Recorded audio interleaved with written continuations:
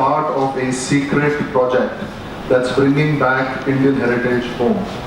So secret that this is the first time we're ever publicly speaking about it.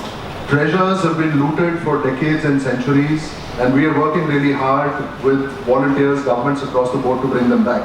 But to really understand what we do today, we'd have to go back a few thousand years to the Brihadeshwara temple complex on the banks of the river Kaveri. Now, this was built by Rajaraja Chola, one of India's biggest dynasties, and it was so cool back in its day. Not just did it employ priests, but it employed dancers, scholars, authors, philosophers, what have you. You know, in a way, it was kind of like the ink talks of its time. Yeah. The temple was so amazing that in 1954, when the Indian government issued a 1,000 rupee note, they put a picture of the temple on it. This is how parts of the complex look today. The gods lay in ruins, and dogs walk around where people like you and me should. But why did this happen? The reason is really simple. The Nataraja, the main deity from the Garbhagriha, or the Sanctum Sanctorium, was stolen and smuggled out of India a few years back. And this was one of many hundreds and thousands of antiques and treasures that have been looted. I won't get into the details of how they did it, but raiders came in from New York, handpicked these statues, maps, manuscripts, what have you, smuggled them out of India, made fake papers in Hong Kong, sold them through a charity, through an auction house in London, and the statue ended up bought by the government of Australia, not knowing that it was stolen, and placed in their national museum. Now, a quick couple of things about being born Indian, right? One is that they don't let you ask questions in school. So you kind of have to wait till middle age till you start asking questions. Two, every Desi kid wants to be James Bond. So some of us basically got together and really started asking questions, right? Who's stealing the statues? Why? You know, how are they getting sold? Who's buying them? But most importantly, can we really ever get them back? We did whatever any self-respecting investigator would do. We went to Google and we went on Twitter and we started blogging. We started connecting with volunteers across the world and saying, hey, listen, you live in Sydney. We think there's a statue there. Could you take high-res pictures and send it out to us so we can make a match? We reached out to people in Germany. We reached out to people in India and really started getting the whole momentum going. Slowly, we had the best of the museums and art galleries across the world realizing that they're sitting on what we call chori ka mal, or stolen stuff. The picture of that handsome young man you see on the right is my good friend Vijay Sundaresan, and he was the researcher that found the trail of the Nataraja. He and I are not alone. There's Donna Yates, there's Kirit Mankoti right here in Bombay, there's Jason Felch, and there's a whole bunch of people that are saying, hey, let's just put our time and effort. And then magic starts to happen when the right intent gets together, right? First, we had international media that started waking up to the fact. You know, Sunday Times and The Guardian and New York Times and what have you. Everyone started talking about it and started pressurizing their own governments. Now, everything was working well. We had museums realizing that they need to give back stuff. We had the villain getting caught, media talking about us. But then, the statues weren't coming back as yet, and that's what we started working with. And government has a huge role to play, and we're really, really thankful that the current government realizes its duty. Something magical happened in September last year. Tony Abbott, the Australian Prime Minister, came to visit our Prime Minister and brought back the Nataraja, as you can see. Notice how our Prime Minister's smile now changes with every moving picture, yeah? So that's when the avalanche started, followed by the Canadian Prime Minister who gave back some stuff when our Prime Minister was there. And very recently, Angela Merkel came to India and brought back the Gilda. The real joy is not with the political victory or the geopolitical victory of India. The real joy is this, right? A village that's lost its God has really lost its heart. This is how the village looks today once the statues come back.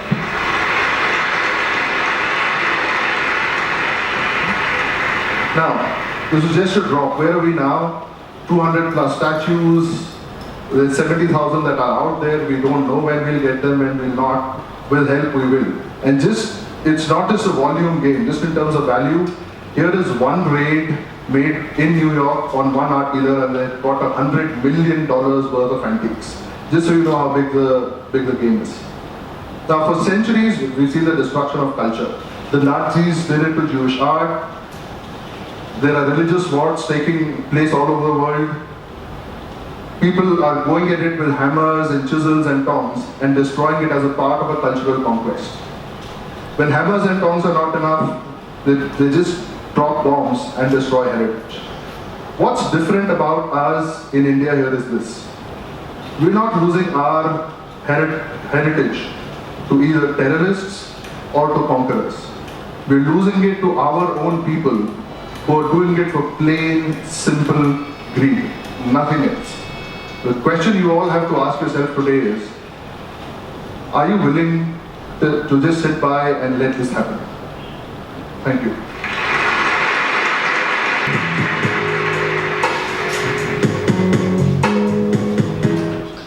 So you guys got a small glimpse of who I am and all of that.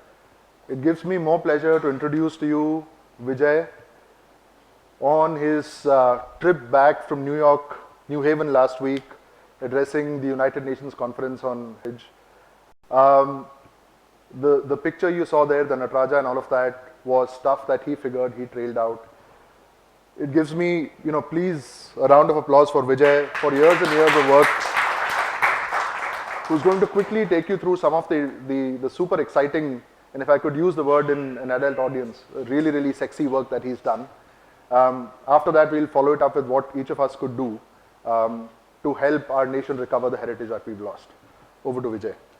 Thank you, Anurag. Thank you, Srijan Foundation. And thanks to you all for you to come down here on a busy weekday. So you just saw the video of rough glimpse. So the next 45 minutes, we are going to go through the actual process of what we are doing. And I want to share some success stories as well. So we'll go run through how we are doing it, why we are doing it, and what needs to be done.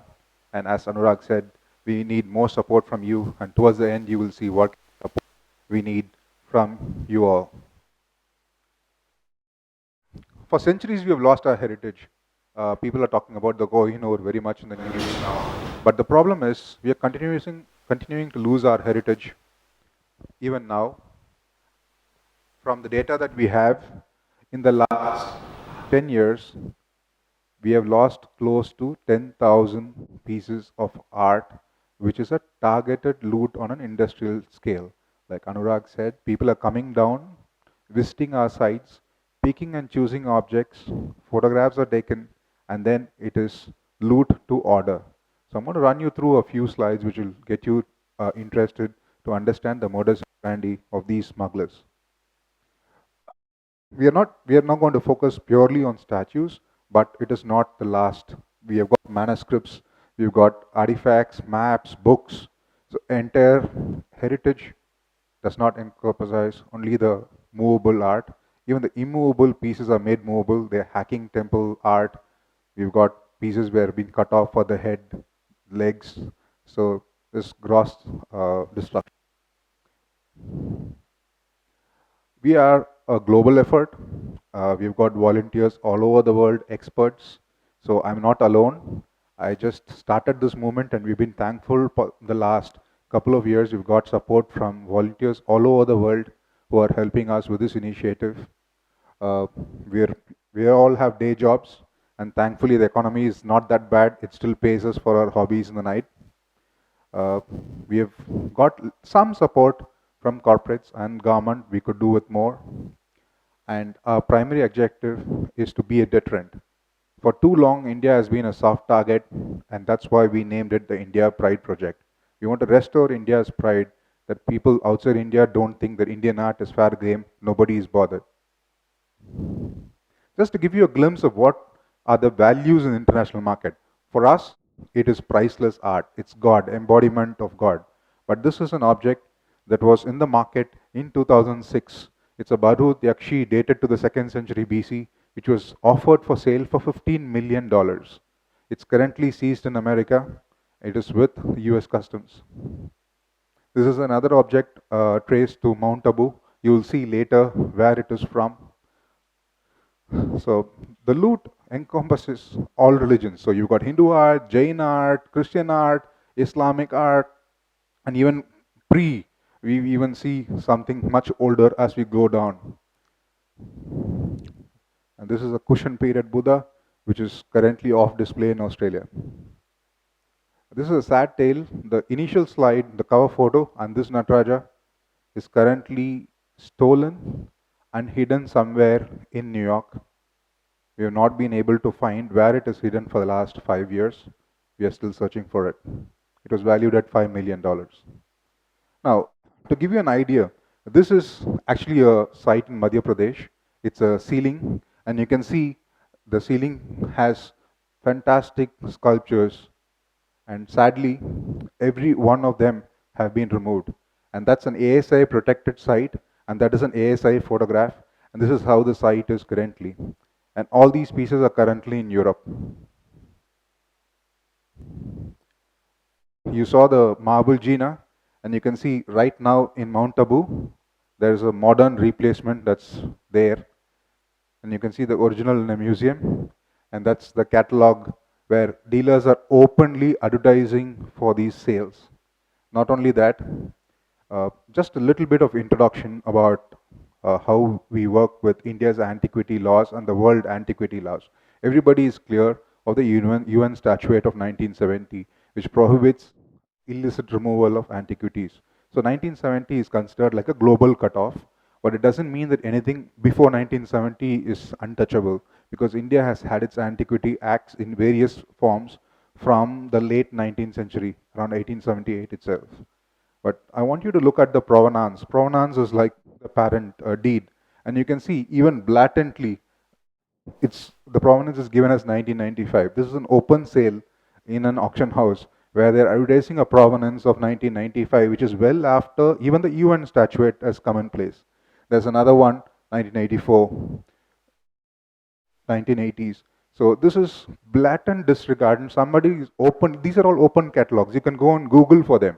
So somebody is openly, blatantly selling Indian art that has apparently moved out of India after the international laws were even passed. Forget Indian laws. And I just want you to look at some of the values in question. This one was sold for close to $1 million. This went for almost $3 million. And I want you to highlight this small object right here. That's an Indus seal. This is an anthropomorphic figure which is dated to 4000 BC. So these are the kind of objects, and this is an art dealer's catalog. So these are the kind of objects that are leaving India, and this is just a sample. We have hundreds of such objects that are being traded every year out of India. I just want to point out what this is all happening, how equipped are our law enforcement and our systems. This is Nataraja, which is in the Metropolitan Museum. And if you really closely watch it, it was purchased sometime around 1966 by a collector. Along with this Samandar. Now the funny part is, sometime 2 years ago, the law enforcement in Tamil Nadu came up with an award. They want to reward somebody 5,000 rupees if somebody gave information saying that this is recently stolen. So this, they did not even Google it. So that is the level of competency within our current system. Now, we are talking about a very sophisticated crime. These objects are moved via open shipments, declared as garden furniture for as low as $500, and they are going to Hong Kong, to Bangkok, to Middle East, and then they are sent to restorers in London, and then they come into the US, into Europe, and majorly traded around. So to just bring you up to date, last month there was a big sale, as it happens every year in New York. It's called the Asia Week. It's supposed to be a celebration of all these dealers coming together. So we've been planning this for a long time. So what we managed to work with the US law enforcement, and it happened to be a seizure. And there was a major raid, 6 raids, coordinated raids over the 1 week to coincide with the Asia Week. And we are pleased to tell you that this is the first time we are making this public. This was our work, and this was the robber photo. So when I told you these guys, they take photographs of the objects once they rob it, and they send it to dealers offering them. So these are called robber offering photos. So we had tracked this to a sale in London in 2006. We missed it that time, but this time when it was put up for sale by Christie's, one of the world's most renowned art auction houses, it was seized. And to give you what kind of work we do, it's not just matching a piece. You can see the kind of work that we provide as support. So every crack is matched, and the object is, that's the foolproof proof that we offer law enforcement. And this object was seized last month. I just want to show you one aspect. You saw Tony Abbott return the Nataraja, but there was another small statue which was on the side, which is basically Shiva as the Ardhanarishwara. And that is also a work. In fact, it's a very important find. It was in situ. This is a photograph of a niche sculpture, which was in the Vridagrishwara temple in Vidrachalam. It was photographed. It's supposed to be one of the singular Chola artworks. It's so beautiful that unless I tell you that it's broken 2 hands, you'll have to look at it again to realize that the 2 major hands are broken. So the beauty of the sculpture takes away your focus. And I had studied this as part of my hobby, and I was shocked to see it was sold to Australia.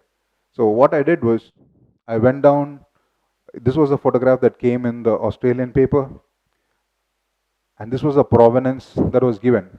And if you see the address, Uttam Singh and Sons is a brass merchant, and this is his shop, right in Delhi. And this was the provenance given. It was given as though it was taken out of India just before 1970. And it was actually a documented object where Douglas Barrett has published this book in 1974 with a photograph of this bronze. And we asked somebody to go down to Vridachalam to take a photograph, and they had made a replica. So once we had the replica photographed and we proved it, the Australian media helped us a lot. And the police finally, after our information, filed the FIR. We managed to trace the photograph from the French Institute Pondicherry, where they had photographed the sculpture as late as 1998. And this was the fake that was there. You can notice that the hands have been redone in a wrong way. A Chola Ardhanarishwara, the right hand will be tapping the Nandi, and the left hand will be like this. So both, I think, must have been amateur sculpture. So this is how it should actually look. If you had gone to the next village, you would have known how to sculpt at least a better copy. So just to give you an idea, so this was when it was already in the temple. This, when it was moved to the gallery, the replacement, as it was brought back to India, and there you have Modi receiving it, and then a final photograph. Now, why this is very important, might be a very small statue. In terms of value, it was sold for about $700,000 in 2006. It gave us a proven trail, and it created a lot of media attraction in Australia. So much so, it forced the National Gallery of Australia to do a comprehensive review of the 1,500 pieces of Asian art that they had in their collections. Of which, what happened was, we managed to find a lot of robber photos. So this is a pair of door guardians. If you notice, they have a dhoti behind it. So this is actually a robber who has taken it out of the temple. And then here, it's better. They have a lungi behind it. And we have all these objects. So this is just the Nataraja after it was taken out. So these are all the robber photos which the robbers are basically parading their wares to say, are you interested to buy? And this is how blatantly the sale is done. Now what happened after this? The Australian press, when they put the pressure, they released a due diligence report. And when we looked at the due diligence report, every object that was bought surprisingly between 1969 and 1970. And it's like the whole range, and it's the same paperwork. And if you can really see, this object, Mahishasura Mardini, is Uttam Singh and Sons. You go down, Sundanese diplomat, Abdullah Mehgoob, which is the same as the Nataraja. Abdullah Mehgoob, and you'll have Uttam Singh and Sons. So we had this entire paper trail of fake provenances. And as Anurag and me were discussing, at least the robbers have to be a little more creative. No, it's like when kids, we used to have maybe study 5 answers for an exam. If some other question came, we will write whatever we knew. So similarly, I think they've just used whatever is possible, the same answers. And the surprising fact is the optical due diligence of the museum. Now we are looking at it as amateurs, we can see how they've been cheated. So it poses a larger question where they cheated or they just didn't care. They just wanted a piece of paper, and most likely what they do is they just check for the art loss register certificate. Now this is the Interpol Stolen Works database. If you really look at it, Asia Pacific, not more than 3% of the database comprises Asian art. There's no point in checking with the Interpol Stolen Works database. And this was one of the reasons they gave in Australia. We have checked in the Interpol Stolen Works database, the data is not there.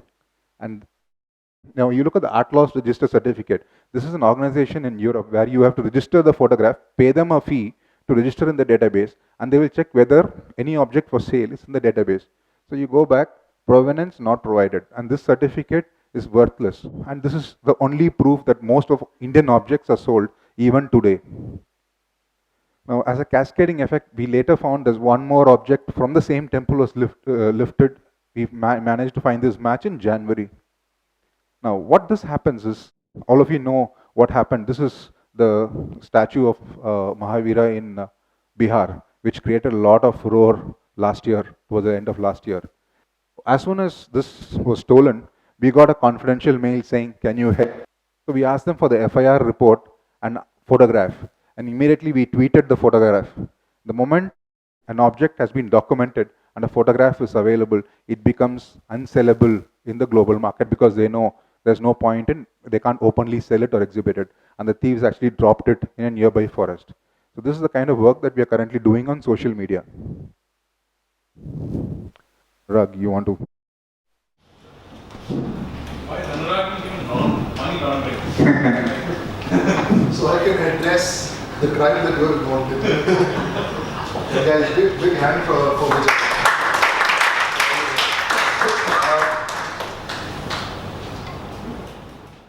Over the next 10 minutes or so, we're really going to talk about why are we so passionately trying to deal with this as a challenge. Every time we come to India and talk about it, there are people that literally tell us that, you know, Anurag ji, ये India यहाँ पे लोगों को खाने के लिए खाना नहीं है, पहनने के लिए कपड़ा नहीं है, आप मूर्तियों के पीछे पड़े हुए हैं. There's a lot of apathy, and we'll give you some examples. We just want to understand, we just want you to understand why this is a deeper challenge than what is apparent on the surface. The relationship of art, especially stolen art and money laundering, is really, really deep. Given that we have rich man Sanjeev Sanyal in the audience, if Sanjeev Sanyal had to smuggle $1 million as he usually carries through the airport, it would be really, really difficult for him to pack it in a suitcase and take it along with him. Somebody at customs or security or CISF or anyone on the other side would spot a big heavy suitcase. However, if he rolls up $1 million painting and checks it in, nobody's going to know that he's actually carrying $1 million worth of stuff with him.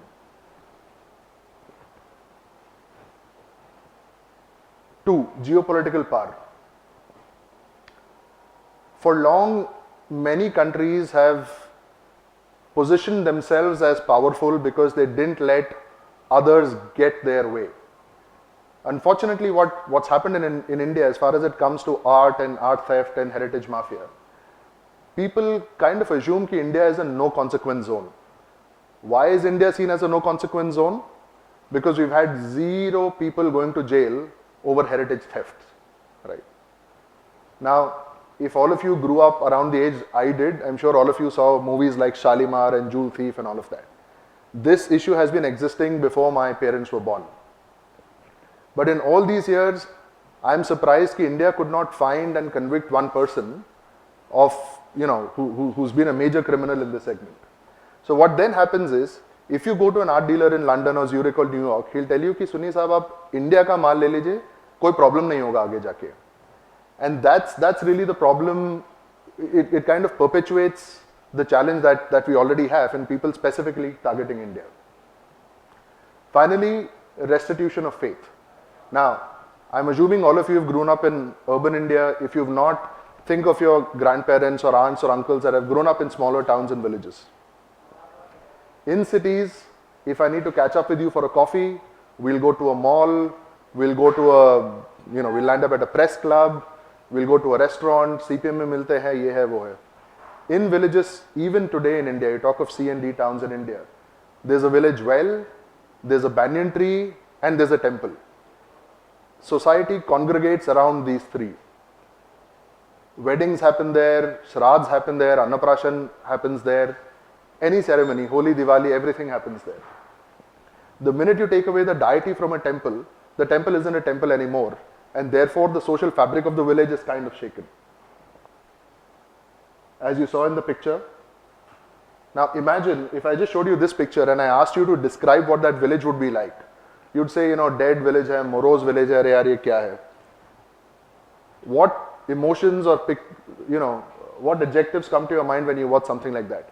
Imagine what a turnaround that village or that society or community has gone through once their deity, the Nataraja in this case, was found.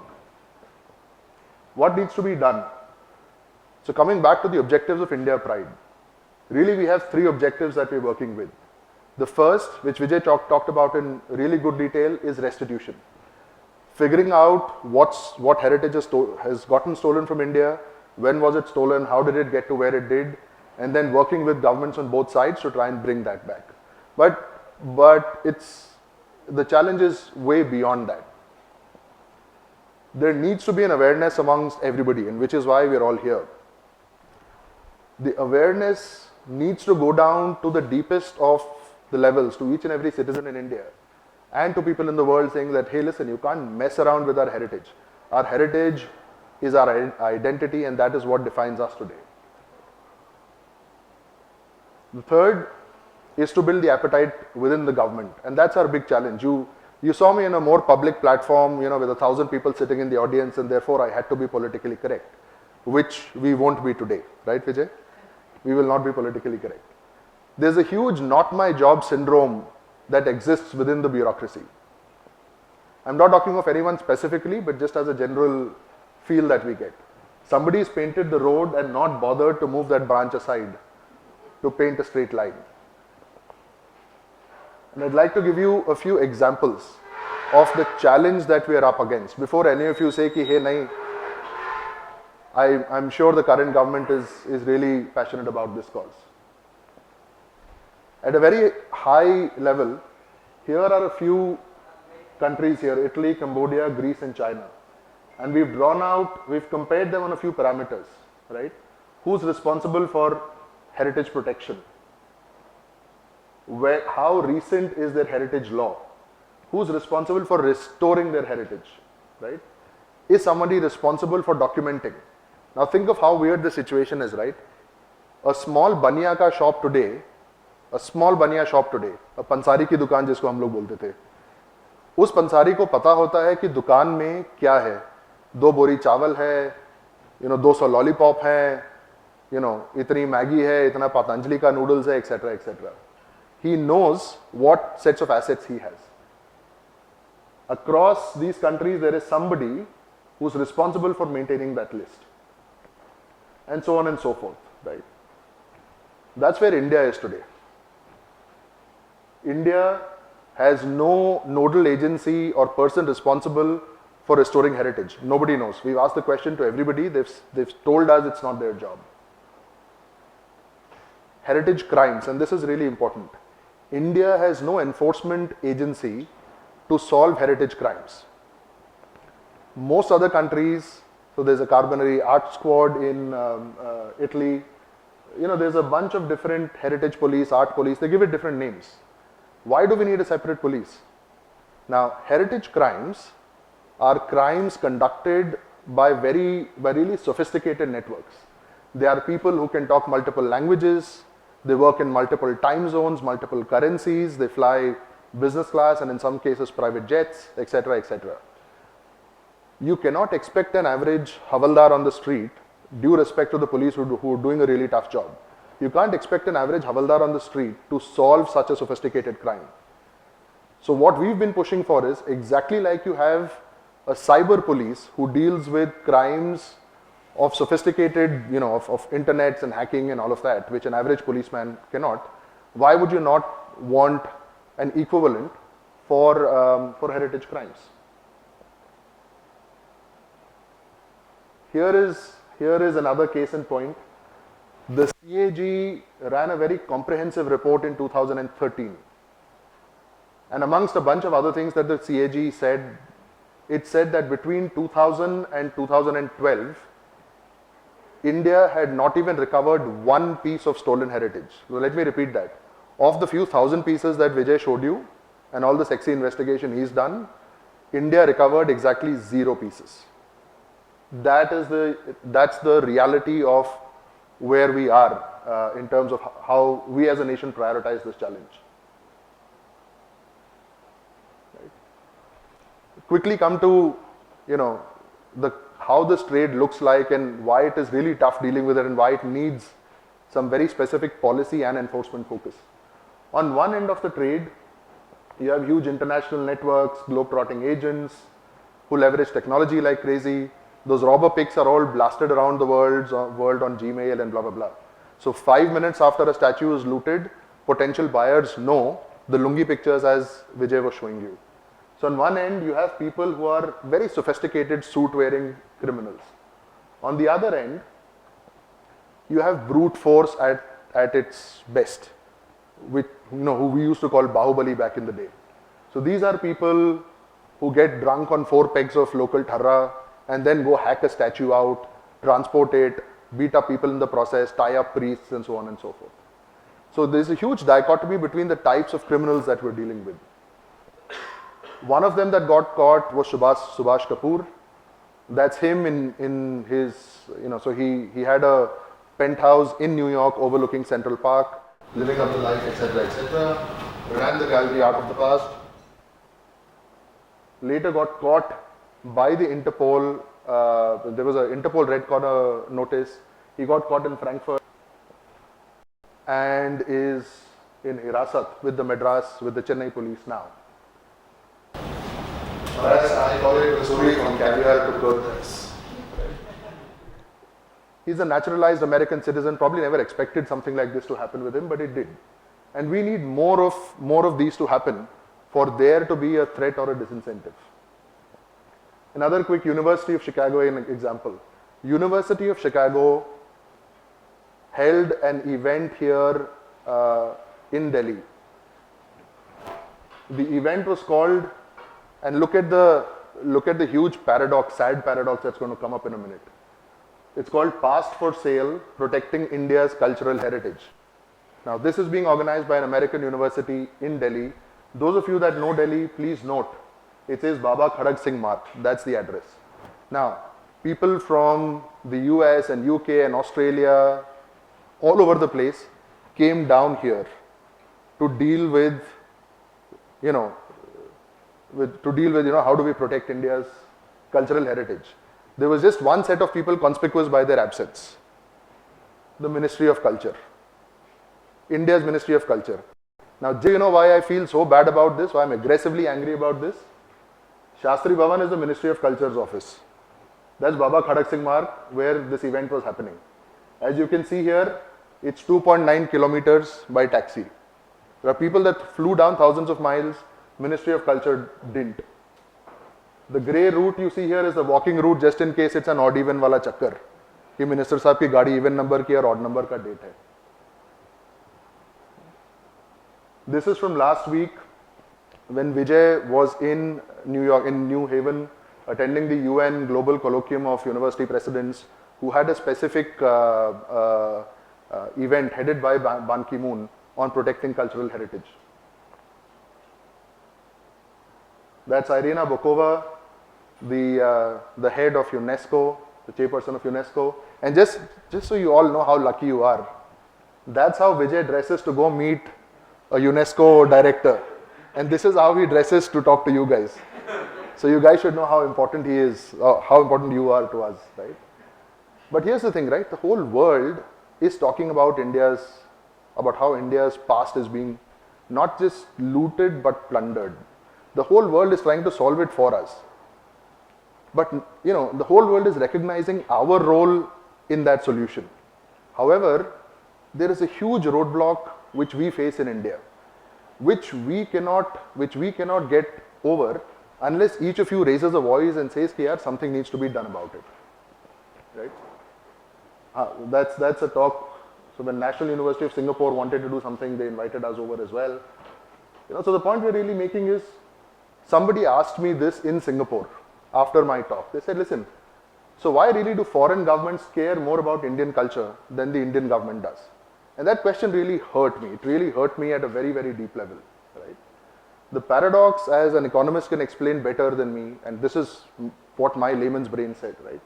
The thing with public goods is, everyone wants them, but nobody wants to pay for them. Nobody wants to take the ownership. कि जी मुझे अपनी street पे light चाहिए, but मैं खंबे पे चढ़ के बल्ब नहीं चेंज करूंगा. Nobody wants to take ownership. Nobody wants to pay. And the thing with developing nations is, there's always going to be a prioritization issue. There are roti kapda makan problems which will always take precedent over something like this, right? Therefore, you know, the way we look at it today is that private action is the only solution, right? The bigger point I'm trying to make here is this. Right? There's been 70 years of apathy. In 70 years, we could have built institutions, we could have built filters, we could have taken care of our heritage the way any country, you know, India has there's a handful of countries that can look back 2000 years and say, hey, we have something from 2000 years back. There's really a handful of countries that can do that. 70 years or more of apathy, of us as a nation consciously deciding that we will not do something about this. It's not going to change. If there's an engineer here, please raise your hand. Let's see if you were a good engineer. What's Newton's first law of motion?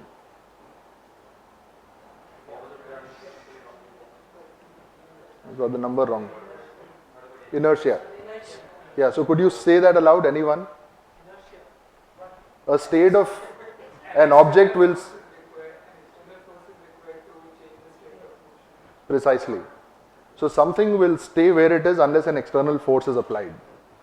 And all we are saying today is, each of us here is the external force.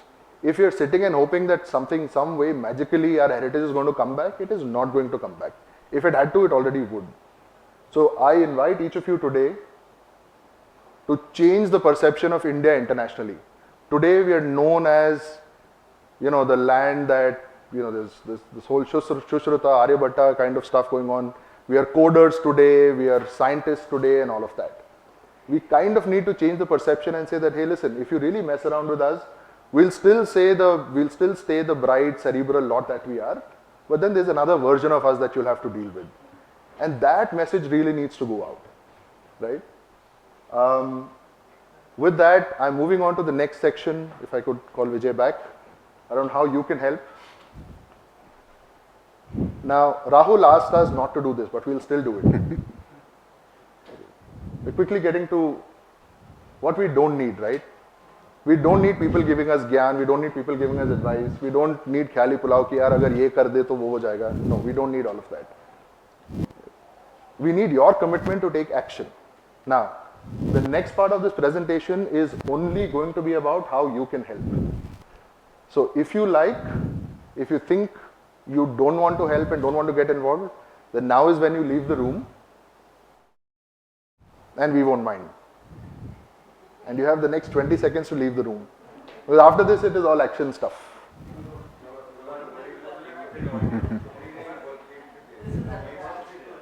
वो Q&A में हम लोग cover करेंगे sir, जो gift वाली बात करते हैं, we'll cover that in the Q&A. वो हम लोग Q&A में कवर करेंगे sir. Now, can I request all you guys to join me in the India Pride pledge? Does anyone have a crying objection? Again a chance, huh? Can I request Dr. V.K. Verma to come up on stage and lead us with the India Pride pledge, sir? For those of you, does the mic work? ये भी है, हिंदी या English में, आप जैसा चाहें. So the way we are going to do this is, guys, hand on your heart, stand up if you will. It's 20 seconds long. Bharat की सभ्यता की संहिता और भारत की संस्कृति और भारत की संस्कृति हमारा गौरव भी है हमारा गौरव भी है और और हमारा उत्तरदायित्व। हमारा उत्तरदायित्व भी। इनका आदर करना इनका आदर करना और इन्हें सम्मान सहित पुनः स्थापित करना और समान सहित पुनः स्थापित करना हमारा कर्तव्य है। हमारा कर्तव्य है। इस क्षण से इस क्षण से इस कर्तव्य का पालन करना हमारा संकल्प है। पालन करना हमारा संकल्प है। थैंक यू धन्यवाद। Sir.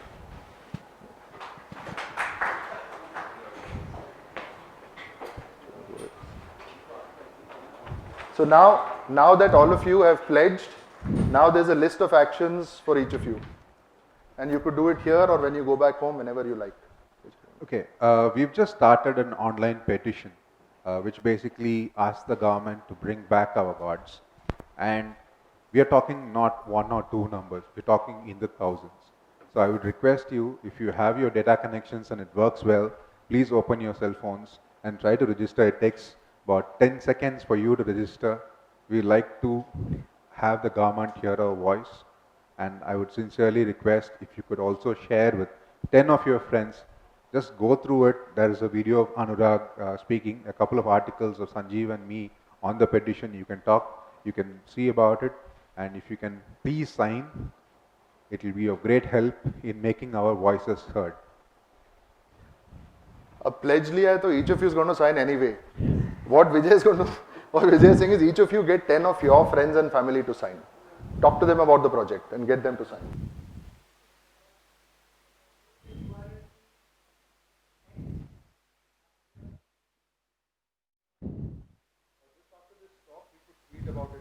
So, yes. Oh yeah. Second, now one of the things we've realized is our big limitation is being in Singapore. Friends like Rahul, who are equally passionate about the cause, are spreading the message here. But we want each of you to become an ambassador, to speak about us a little more. When we talk about India Pride to people, nobody stands up and says कि जो आप काम कर रहे हैं वो गलत कर रहे हैं. It's just that nobody knows about it enough in India. So please talk about it, tweet about it. I'm really bad with all this new technology, social media stuff. Really, if you guys can support us, that would be very helpful. People like Rahul took it upon themselves, and where are Piyush and Rajat? Oh, there. So they took it upon themselves, as did a bunch of other friends here. So, you know, lo and behold, on Monday and Tuesday, we were trending on top 5 in India, and somebody apparently, somebody called me and said ki it's a big deal or whatever. So, but it's not just about tweeting, etc., etc. Right? Make a phone call to your friends who are likely to be interested in the subject. Talk to them about it. Call people home for chai and say, hey, listen, boss, chai pila raha hu, 5 minute baith ke meri baat suno. Here is something we should do about this subject. You have friends in the media, talk to them and say, why the heck are you not covering something as important as this? Yeah, and for the really low tech like us, this is a postcard. If you could just write in the old-fashioned people and send this postcard to the PMO, I'm sure if we can get 5 or 10 of your friends, invite them home for a coffee and a cake and give them these postcards. We can supply you with whatever content. You can tweet to us. We will help. We'll be gladly help with the content. Basically, what we are trying to do is build awareness at various levels. We would like our voices to be heard at the places where it has to be heard, because if we don't do it now, I think it's going to be a tremendous blot, and we are going to lose the best of Indian art, because this is targeted loot. You have 10 items, they pick the best. Okay, the next guy comes, picks the second best. Over 10 years, you've lost the best of Indian art, and you need to maybe fly to either London, Brussels, or New York to see Indian art anymore. You don't need to come to India to do it. And the thing with that is, Vijay and Sanjeev can afford all of that. For the rest of us, we'd rather just keep our art here. So anyway, pick up a postcard, get your family, write a letter to the PMO, say, boss, ये आपका काम है. Why the heck should someone like India Pride Project bring back India's treasures, right? So make the voice known. In the end, all we're saying is, remember, this is your project. All of us have our full-time jobs. All of us are doing this as a passion. And as you've seen with the few successes earlier, individual passion can actually translate into some real tangible results for us as a nation. So never underestimate what you as an individual could contribute, right? At the end of the day, remember, it is your project as much as it is our project. And make sure, I mean, as I tell everyone, and I do this in colleges as well, right? If not you, then who? And if not now, then when? I mean, what are you waiting for? Right? With that, I'd like to thank each of you that came here.